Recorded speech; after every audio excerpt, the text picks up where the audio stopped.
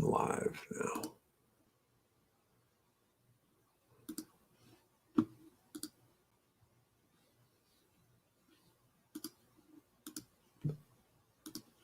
Okay. So all sorts of technical difficulties. I think I got it worked out. I don't know what was going wrong, but I'm back. Hey, Sherry. Okay, so there's people still hanging out. Cool. I guess I should go through the whole intro again. I don't want to go through the whole. Hi, I'm Dr. Mark Merriwether, Vertebragan. I do stuff involving plants and mushrooms. So, yeah, you can learn more about me here. Check out Foraging Texas, my book, Idiot's Guide Foraging, my 100+ hours of YouTube videos, and all that.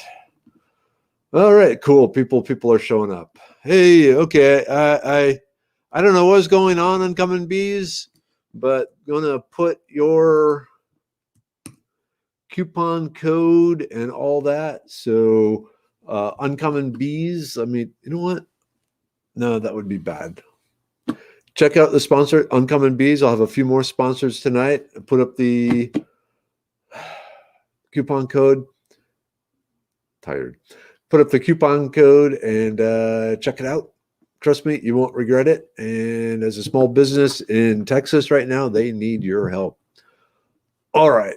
So without further ado, let us jump right in. Let's see. Is it bigger? Ah, there we go. So let's talk about vitamin C, shall we? I think we shall. Let me just move this here, put that there. Okay, so tonight on Merriweather's World, episode 94, we are going to be learning about vitamin C, kind of a fairly high-level introduction to it, but what it is, how much do you need, where it comes from, what it does for you, and what it does for plants, because it's all, at least in my opinion, really, really fascinating. So let's just jump right in. And what is it? So vitamin C is actually a collection of molecules, all based on the ascorbic acid. So we got your little structure here. They call this ascorbic acid. And then you can also have sodium absorbate or calcium absorbate, where you can start messing around, removing some of the hydrogens and sticking a sodium or a calcium there. If you go calcium, remember your chemistry, calcium has a +2 charge, so you actually end up binding to 2 of the ascorbic acid. If you use sodium, you just get 1. But either way, usually when you get vitamin C tablets, it is the sodium or calcium absorbate. But once it gets to your stomach, poof, it turns into ascorbic acid. And your body goes, thank you, I needed that. So jump on a little more. One thing also that happens in your body is it can be what's called dehydrated. So if you remove some water, so if you like take the oxygen and hydrogen from here and the hydrogen from here, send those sailing off into wherever, and you get a, oh, okay, you get this center structure with the ring closed here. And now suddenly you can get some electrons shifting around. And if you lose another OH, you go to a double bond here. So what we call double bond O, started out with multiple OH groups, and it can end up with just these headlights things here. So it kind of looks like a person with a tea kettle on their head. Just saying. Okay, and the dehydroascorbic acid comes into play later on. As a teaser, let me just say the vitamin C cannot cross through the blood-brain barrier, but this particular molecule can. So the vitamin C has to be modified to get into your brain. Okay, so how much do you need? And the testing on this, the most comprehensive testing on this was done using conscientious objectors during World War II, where they had them just have a 0 vitamin C diet and saw what happened. Because these people said, we don't want to go over and shoot, the Germans. So just, make us suffer here. And so that's what they did with a group of them. There was another fascinating study where they used World War II conscientious objectors to see basically how much or how little food you needed.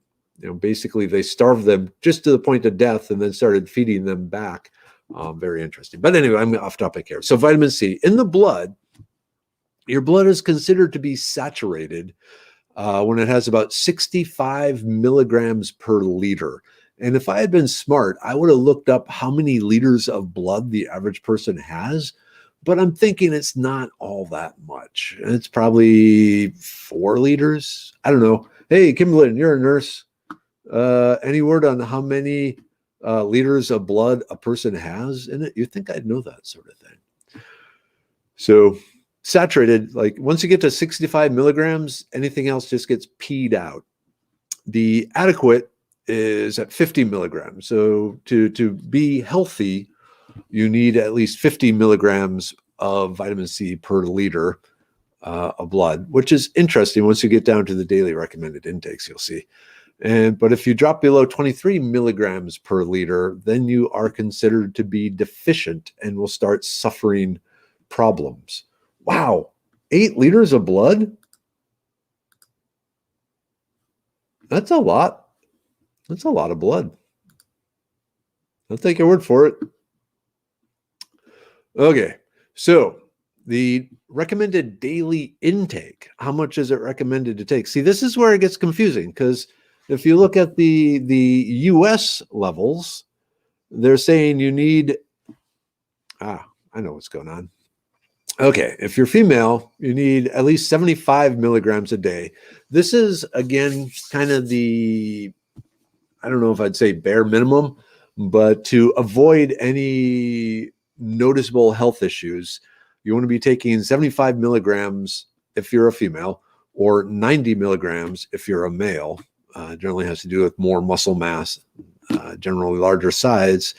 But then if you are a smoker, you need to add another 35 milligrams. Now, if you pop over to Europe, they are saying you only need 40 milligrams per day. So it's interesting that the US basically says you need twice as much vitamin C as the scientists over in the European Union do. As to why, I don't know. But it's interesting, when they say the science is settled. Well, they can't even decide how much vitamin C you need. So, like I said, over in the EU, 40 milligrams per day.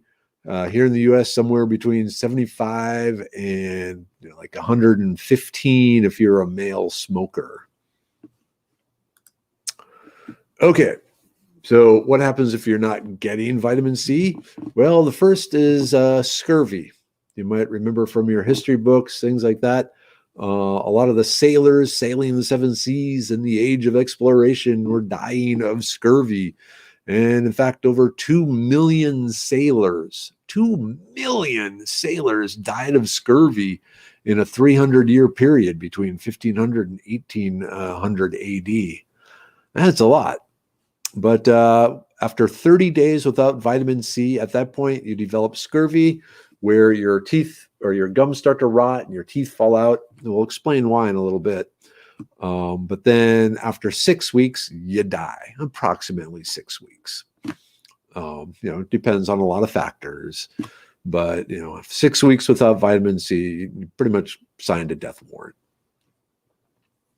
Okay, so 5 liters of blood. Okay, that sounds more like it. Okay, going back, even in the 1400s, there were people who believed citrus fruits would help with scurvy and with the problems with the vitamin C deficiency.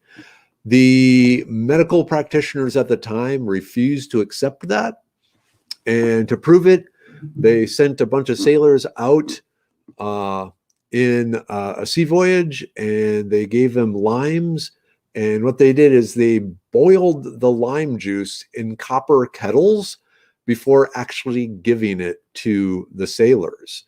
Copper is not good with vitamin C, and in particular, heat is not good. Vitamin C is not temperature stable. For every minute over 180 degrees Fahrenheit, you lose 10% of the vitamin C. It just breaks down into something your body can't use. And now if you are at 212 degrees, the Arrhenius equation in chemistry says for every 10-degree increase in temperature, the rate of reaction doubles. So you're, 20 degrees up there. So if you're losing 10% at 180 degrees at 220, doing the math, let's see, 10% doubled and doubled again. So that'd be 20 and 40. So for every minute, you're losing 40% of the vitamin C. So if you boil something for 2 minutes, you've pretty much destroyed all the vitamin C in it. So that is why when they boiled the lime juice, they really got no vitamin C. And so, the scientists said, aha, see, the citrus fruit does nothing for you. It actually wasn't until 1932, when they finally figured out that, yes, it is vitamin C, the ascorbic acid, that is what's doing all that thing. They before that, they figured out, okay, citrus has something. They suspected it was vitamin C. The ascorbic acid was vitamin C, but they didn't actually prove it until 1932. I think my folks were alive in 1932. I'll have to ask them tomorrow. Anyway, so kind of interesting there. Now, going back to how much do you need, if you look at the standard vitamin C tablet, you buy in the store, the adult doses are between 500 and 1,000 milligrams. Now, if we look back, the USDA says you need, let's just say you need 100 milligrams a day. We'll round up. We'll even say, they're on the low end. 500 to 1,000 milligrams. The children's are more like 25 milligrams to 250 milligrams. So here's the thing. You're peeing most of this vitamin C out. The reason they make the vitamin C tablets so high is mainly for the taste. So you get that tartness. Because if you just put the 100 milligrams in there, you wouldn't taste much at all. And people would think, oh, this vitamin C has no vitamin C in it. Give me more. I need more vitamin C. So the adult vitamin C's, like I said, 500 to 1,000 milligrams. That's a lot of vitamin C. That's way more than you need. Like I said, you're just peeing it out. Got a piece of broccoli stuck in the back of my throat. Yep. We'll get that in a second. So, like I said, if anything, just get the children's vitamin C and take those one a day, and that'll, or 3 a day. But that's a more reasonable dose than this. Okay, one nice thing though, at least, is even though this vitamin C in the tablets is synthetically made, it itself seems to be absorbed as well, just from the tablets as from foods rich in vitamin C. So sometimes you'll see, the vitamin C tablets have the added bioflavonoids, from the plant itself. And this is one of those few cases where they actually really don't do anything. Your body is really good at absorbing vitamin C, the ascorbic acid.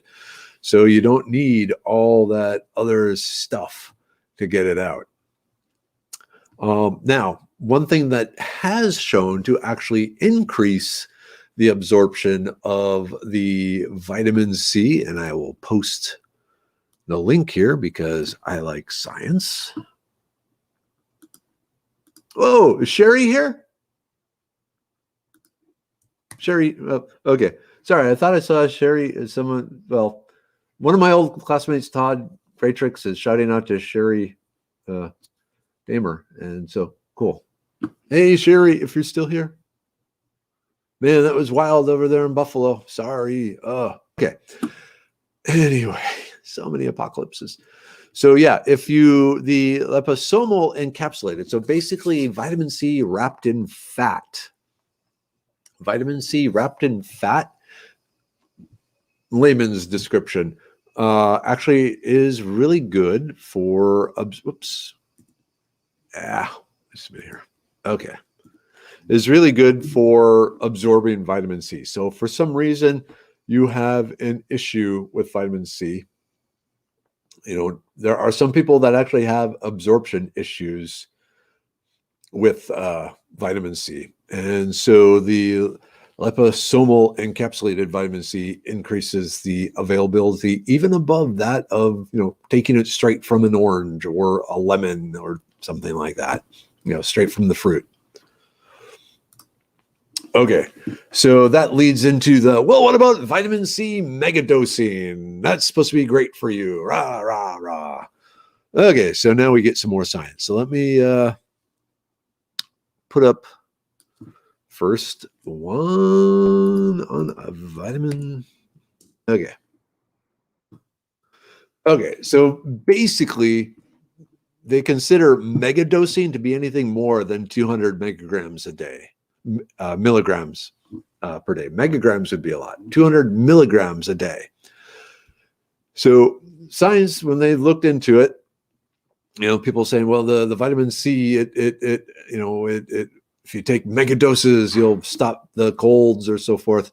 Again, this is one of those cases where there was very, very little effect on colds. So both on the likelihood of getting a cold and the duration of the cold.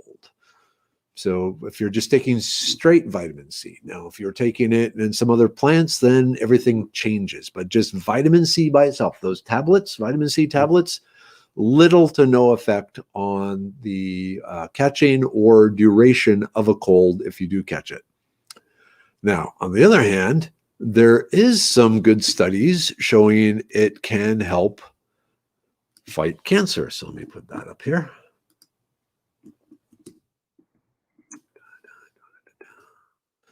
So, fighting cancer, but in this case, you are needing huge doses.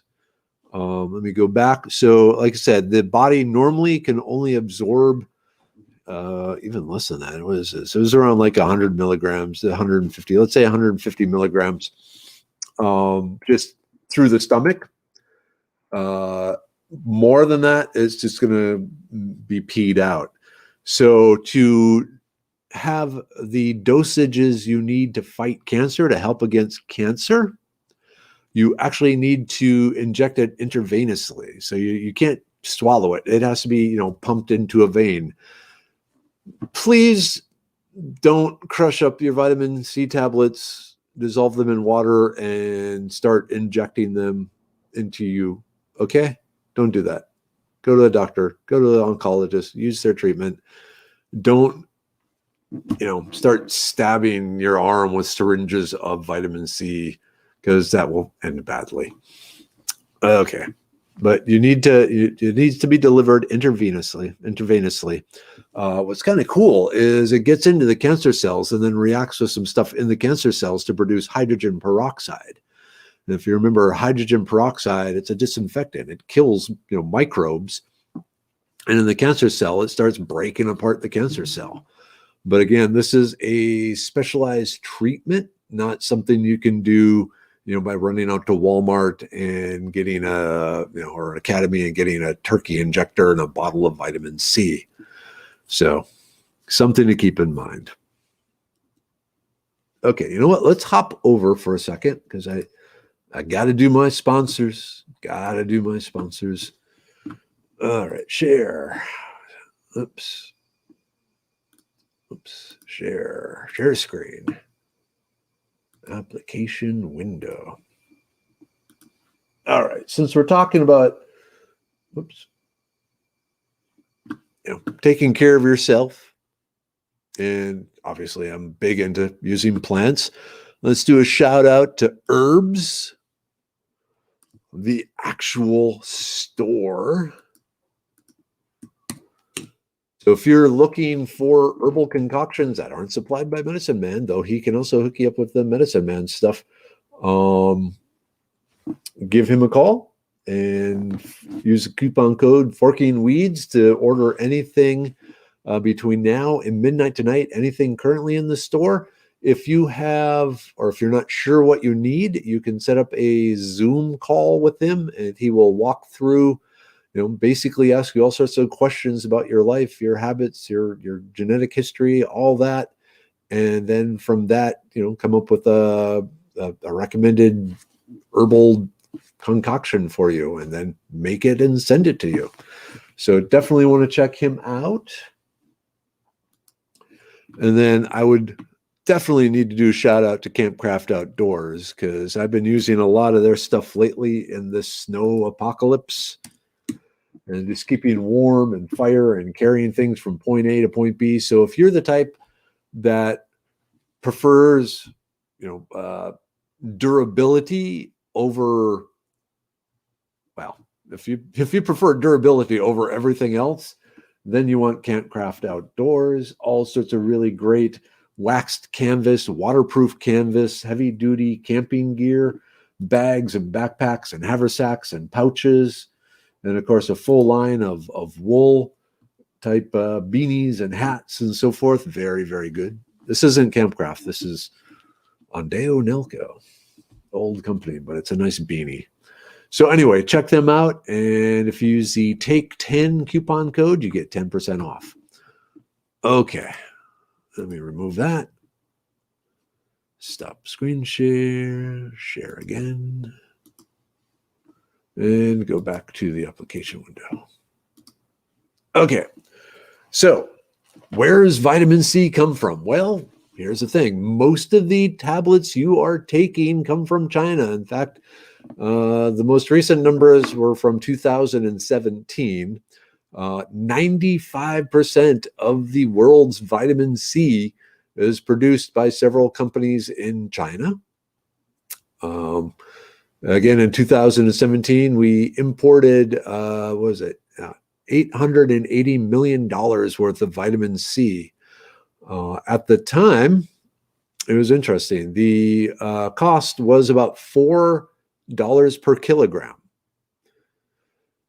But because most of the Chinese power is coal, and there are pressures against the Chinese coal plant, they had to switch to other means of powering them. The price went up to $12 a kilogram. So if you've noticed a big jump in the price of vitamin C lately, that's what's going on. China was trying to not use coal to make it because consumers thought that was bad. But yeah, 95% of it is made in China. So that's where your vitamin C is coming from. Okay, so what does it do for you? Well, in a nutshell, it gives up electrons. So, and think of it as kind of a battery that powers a bunch of different reactions in your body. So think of it as a power source. That's where the enzyme cofactor, that's what it means. So you got the enzymes. The enzymes are the little machinery that do stuff. And the vitamin C, from a layman's point of view, helps power that, helps shuffle the electrons around that needed to get shuffled to make the enzyme make the chemical change. So among this, it helps fat get into cells. And so now people are going, ooh, maybe I don't want vitamin C because I'm getting lots of fat cells. Girl Scout cookie season. But anyway, so, but remember, the fat is also fuel for your cells. So you do need fat in your cells. All right. It's also necessary in particular for making collagen. So the actual molecule itself gets turned into some collagen. And this is particular, the skin, the tendons, and etc. So I talked about scurvy. Scurvy is when your gums start to rot and your teeth fall out because you don't have vitamin C. What's going on is every time you eat, you're gum tissue gets damaged. Depending on what you're eating, if you're eating anything hard, crunchy, Captain Crunch cereal, you're going to end up with all these nicks and cuts in your gums. But you've evolved that. And so your body has evolved the ability to heal your gum tissue really, really, really fast. You can heal, the damage done to your gums from eating in as little as 4 hours, as long as you have vitamin C to reform the collagen, the skin, that is needed. Sorry, my mustache is itching. So if you have vitamin C, the damage that occurs to your gums while eating gets healed because it can rebuild that collagen in the skin tissue in your gums. If you don't have vitamin C, that little nicks and cuts can't heal. They get bigger and bigger. You get more and more. Every time you eat, you get more gum damage that can't heal. And so after 30 days, your teeth are rotting and falling out of your mouth. So very, very, very important to have vitamin C if you want to keep your teeth in your mouth. Okay, another interesting thing is it is used in the synthesis of the norepinephrine neurotransmitter. So the norepinephrine neurotransmitter. So if your brain is talking to itself, which hopefully it's doing, it's analyzing data and making connections and coming all this there. It's using these different chemical neurotransmitters that are, moving around and carrying signals and carrying information and all that.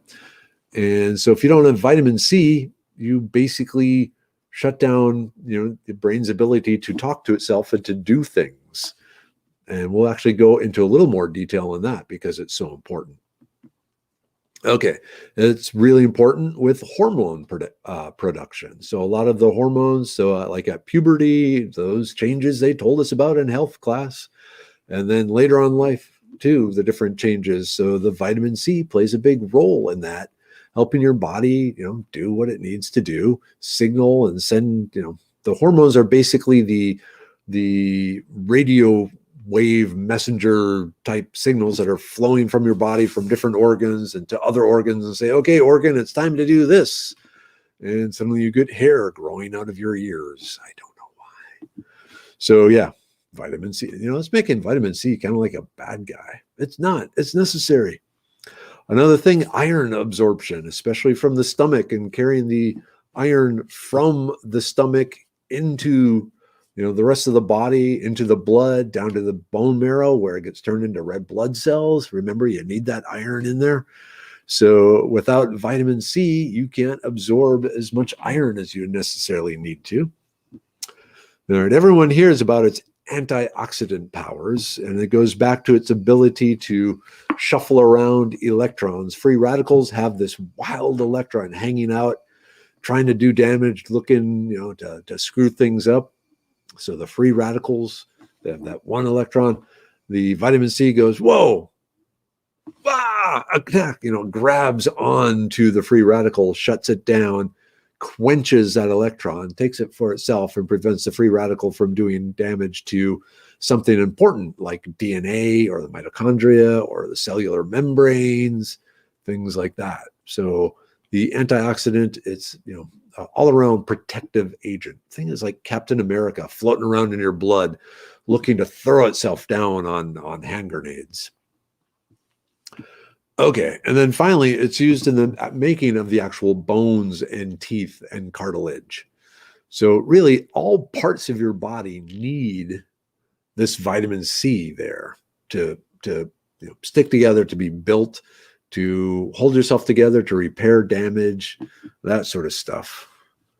But when we get into the brain, that's where things get interesting because, like I said, you need... Okay, actually, here's a good question. So, yes, is vitamin C the same from all sources?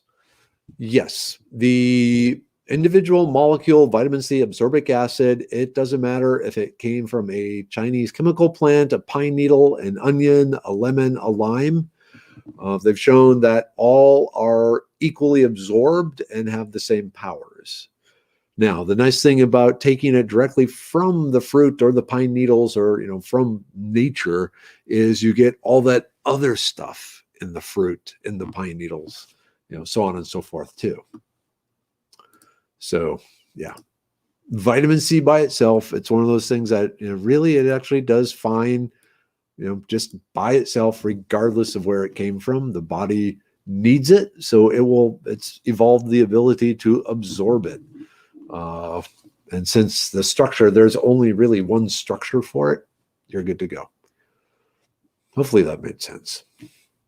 To answer your question more directly, Deanna, yes, it's all equal.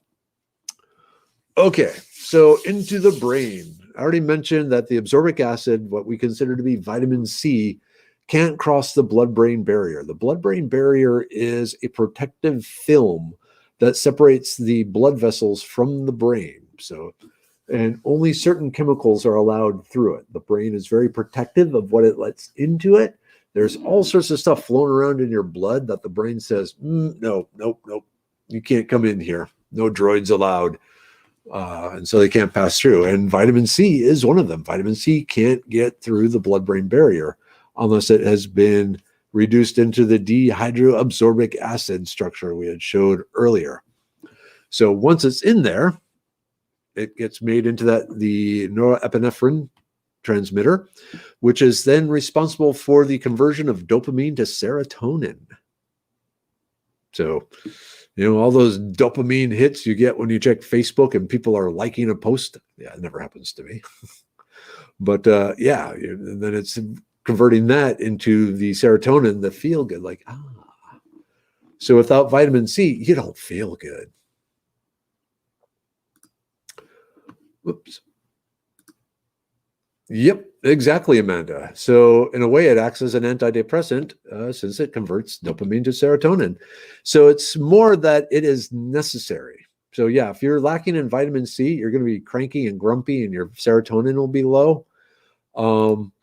But if all the other machinery in your brain is working properly and you have the vitamin C, that's good. But if there are other things interfering with either the formation of the dopamine or the, something to do with the serotonin, adding vitamin C, or in this case, the dehydroascorbic acid, isn't going to improve that. So it's a multi-step thing. There are lots of parts to that machine of the dopamine to serotonin.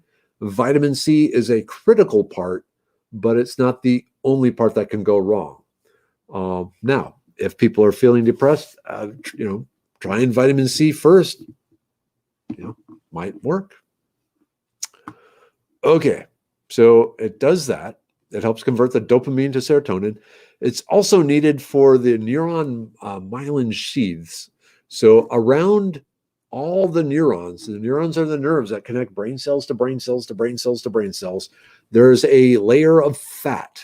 Think like a layer of blubber. And the purpose of this layer of fat is to help transmit the electrical impulse that flows down the neuron. If that fat isn't there surrounding the cell, that electrical signal can't flow through the neuron. So if you are deficient in the myelin sheath because of vitamin C, your brain cells can't talk to each other very well. So again, it's important to have vitamin C. You need those brain cells talking. Okay, another thing it does is it reduces oxidative damage in brain cells.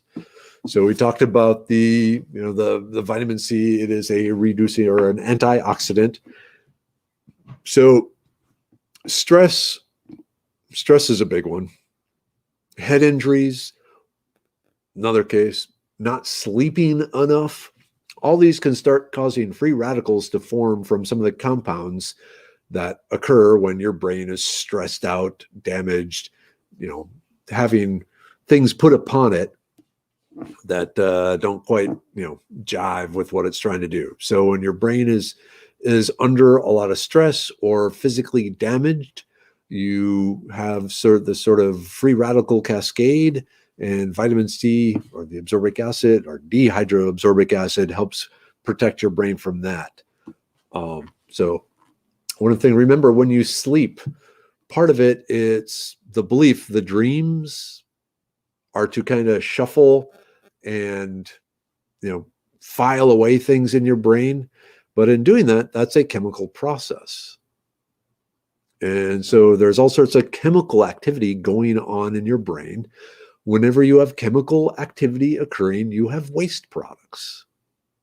So, a protein is made, it does its job, and then it's no longer needed. And so vitamin C, it plays a role in basically getting rid of the waste from the brain, the junk that it no longer needs.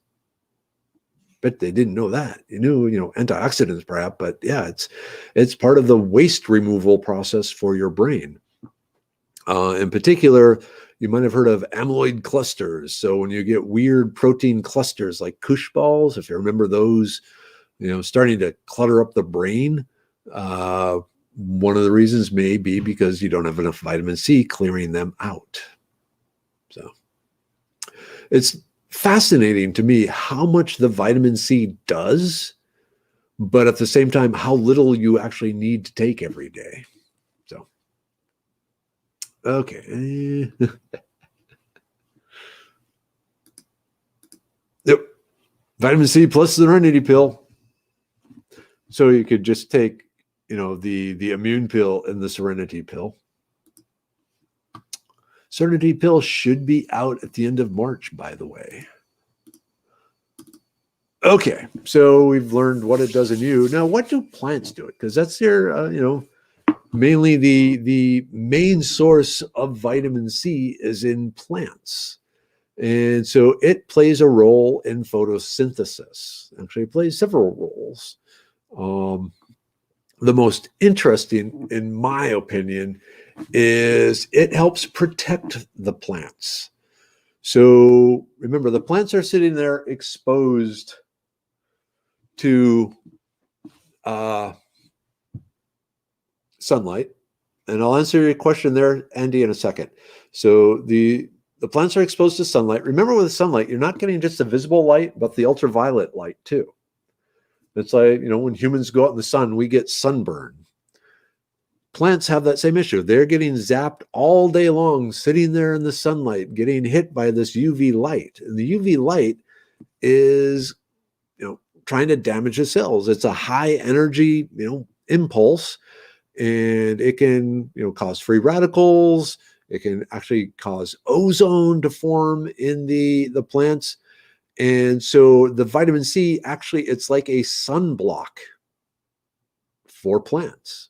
Now, it doesn't do the same in humans, but for plants and their structures and their biochemistry, the vitamin C helps protect them from the damage that would normally occur from ultraviolet light by, quickly quenching the free radicals and other really reactive species that the ultraviolet light forms. It's remember, if you are storing dried herbs, you want to have them in, say, an amber bottle to keep them safe from the sunlight coming through even your window and the ultraviolet light, breaking stuff down in the plants.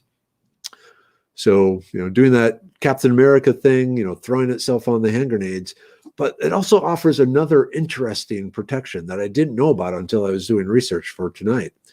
And the vitamin C, the plants use it to convert some of that light energy into heat.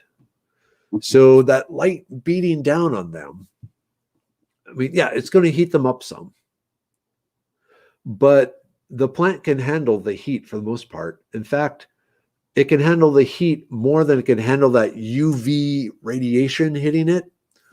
And so the vitamin C actually helps convert the light striking the plant into heat, because the heat is less damaging than the ultraviolet radiation. That's fascinating. Well, it is to me. I don't know to you, but it's different than just setting a black piece of paper or a black, piece of metal out in the sun and it heats up. Yeah, it heats up that way. But the plants, if a plant were black, it would get even hotter. because it's actually protecting itself from the high energy of the plant from the light, high energy of the light, converting it into heat. Whoa, cool. Okay, so plants don't have collagen, but they still use the vitamin C also to build all their cell walls and all their structures. So it's critical for cell growth. So yeah, it it needs it to grow. The vitamin C is made in the plant mitochondria, which I thought was interesting because remember mitochondria, they are the power plants. They produce all the energized molecules and that they're used to fuel or power chemical reactions throughout the cell, throughout the plant or the animal, really. Well, I guess technically the cell. But it's made in the mitochondria, but then it is mainly transported to the chloroplasts. So the chloroplasts are the area where photosynthesis takes place, where the green color of the plant is. So the plant makes it in mitochondria, sends it over to the chloroplasts, which are designed to react with the sunlight. But then if the plant starts getting too much sunlight, the vitamin C kicks in and starts, protecting the plant from that overly zealous sun we have above us, except we don't have it above us right now. We could use a little more zeal, sun. Anyway. Okay. So as to why it ends up in the fruit, in like lemons and limes and so forth, couldn't figure that out. If the plant is just storing it there, or maybe, so a lot of animals can make vitamin C. It's just a series of primates, including the humans, and I think one other type of mammal cannot make vitamin C, but pretty much all the others can. And so maybe, again, it was one of those co-evolutionary things that mankind, figured, what, I can get this from a plant a lot easier than making it myself. Because remember, evolution rewards effective laziness.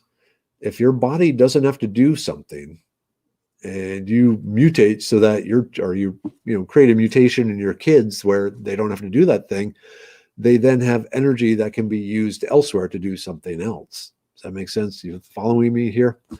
And so, the primate that didn't make vitamin C but could easily gather it from plants, started, eating those plants, and it's like, hey, I'm getting the vitamin C. I can use that energy to make my brain get bigger because I'm getting a lot more. Ooh, great question, Sherry. And I'll answer that in a second here too, because that's actually kind of interesting. And so the primates are eating the fruit that high in vitamin C, so they don't have to produce it themselves. And then they're planting the seeds. And so the plants, kind of co-evolve. The plants that produce the bigger, juicier, yummier fruit have their seeds spread more often. Okay, so, oops. All right, should I give my houseplants vitamin C? Nope. If you are giving them sunlight, they are getting what they need to make vitamin C. To test all this, they actually genetically modified plants to not produce vitamin C. And then for those plants to grow, they actually did have to put, vitamin C in the water that was, being watered to them. But yeah, generally adding vitamin C isn't going to do, the only thing it's going to do really is make the soil more acidic. And so if you have a plant that likes acidic soil, that might help a little, but you really don't need to do much. If it's a sort of plant that likes a more basic soil, then adding vitamin C would actually screw up the chemistry in the soil, and the plant would not like that. Okay. And just a shout out to, looks like Andy. So yeah, these videos are also available on my YouTube channel, so you can check them out there. Okay, is there a type of mushroom that makes vitamin C? I know most of them make vitamin D. I want to say yes. I want to say that the mushrooms also make vitamin C, certain ones, but I don't know for sure. Mushrooms are their own unique creation.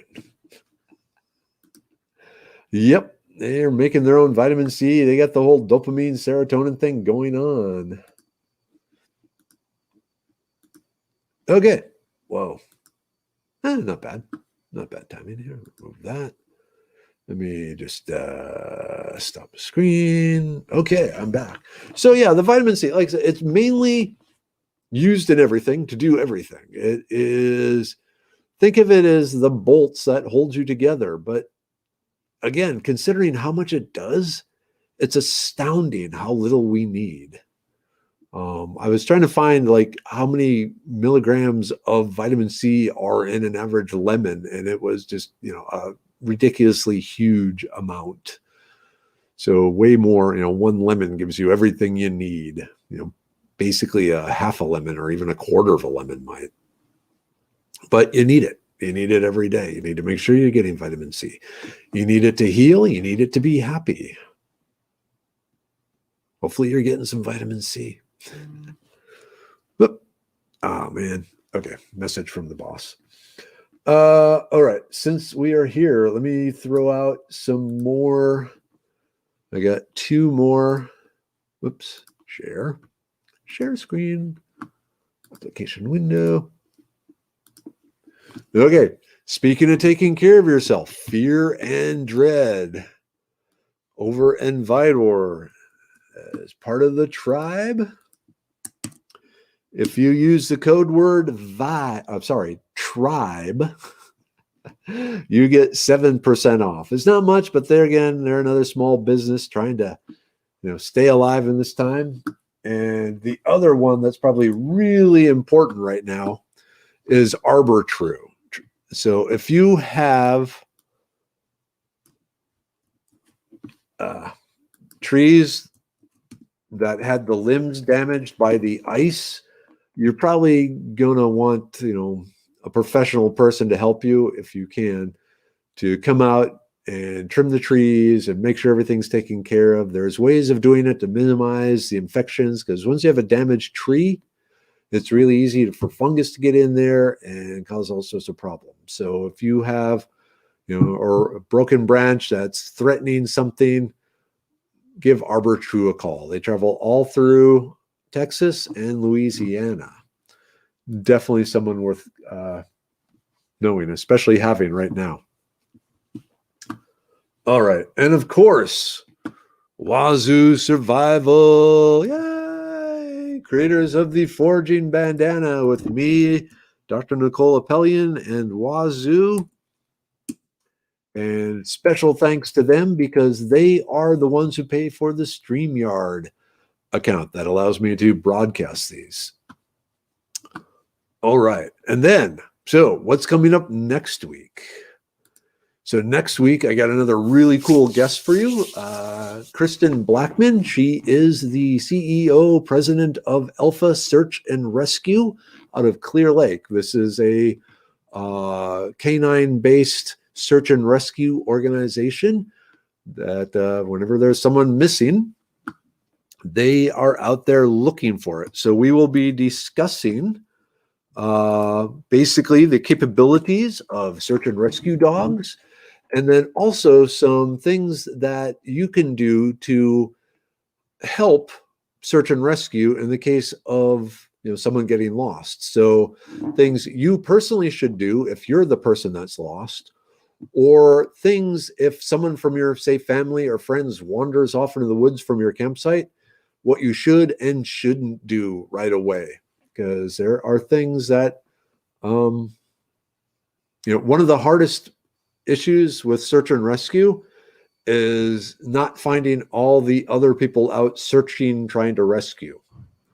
So we'll talk a little bit about that, but mainly the capabilities and some really fascinating stories of their time or her time with search and rescue. There'll be a couple of members of Alpha Search and Rescue there next week. So kind of search and rescue story time on Merriwether's World, episode 95.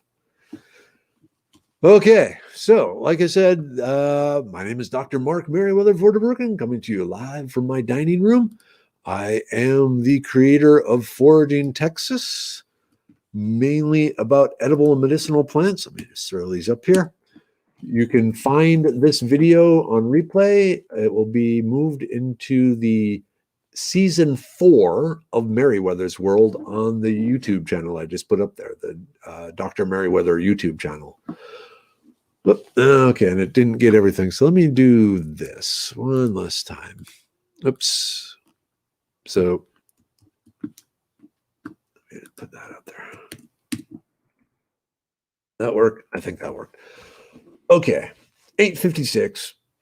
We'll go a little short. I know we started a little late. It was having technical difficulties there, but it's been a hell of a week, to say the least. So go get some rest. I think there's some pizza over there. All right. Have a great one. I will see you all, hopefully you all, down at the donut shop at the beginning of the world tomorrow morning. Same place, starting sometime a little before 7:25, going until 8 a.m. tomorrow. Until then, have a good one, have a safe one, have a warm one, and may it just get better from here on out for you. Good night, everyone. End broadcast.